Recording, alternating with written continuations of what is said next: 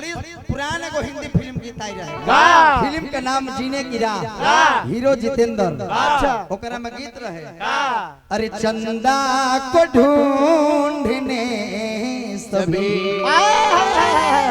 तारे निकल पड़े, अरे गलियों में वो नसीब के मारे निकल पड़े,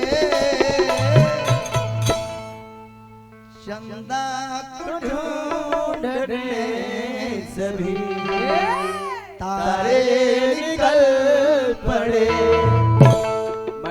मैटर तोहर देह बढ़ गइल बा लेकिन तारा बुद्धि अभी तक ना बढ़ल। अभी बोले तू पाछे बार तब यही का पाछे बार यही पर हमने कमाई से कहे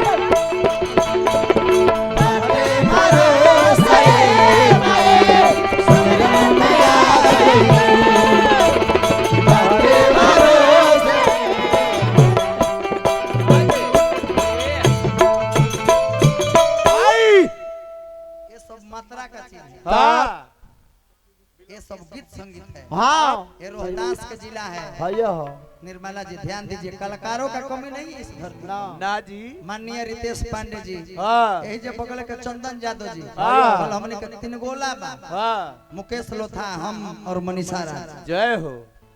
आ तू बरियरी ओकरा में फोटो डलवा के जहां भेटा गेलू कल गीत संगीत बिगड़ल तो मारे लगा। युवा सम्राट सतीश कुमार सिंह जी मुखिया, राजपुर पंचायत के मुखिया जी की तरफ से बहुत बहुत रुपया का पुरस्कार, हार्दिक हार्दिक अभिनंदन वंदन करते हैं। आगे बढ़ जा छोटू। क्या बात है, क्या हो।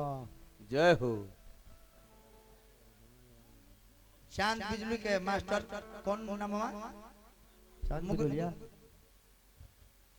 जी जी पुरान के हारी रउआ समझ गेली हार्दिक हार्दिक अभिनंदन बंदन वाह। लड़का कहता ए माई ए श्वेत रंग के माई सड़िया तुहार हंसवा के सवारी बा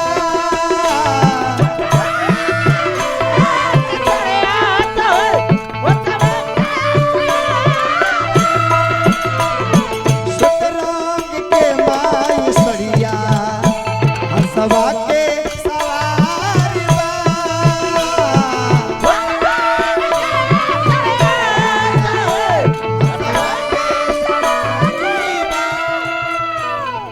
बबुआ तोहार पीछे भवर बबुआ तोहार पीछे भवर पड़ल आ जोई तू बाटे भरोसा रे माई सुमिरन में आ जोई तू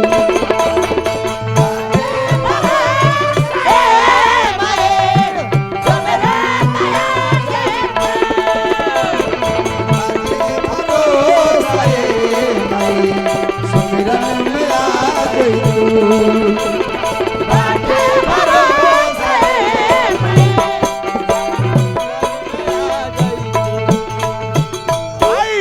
आदरणीय हमने के गुरुदेव जी से आग्रह करम करे एगो तनी मालावन से धराव जय हो धर्मेंद्र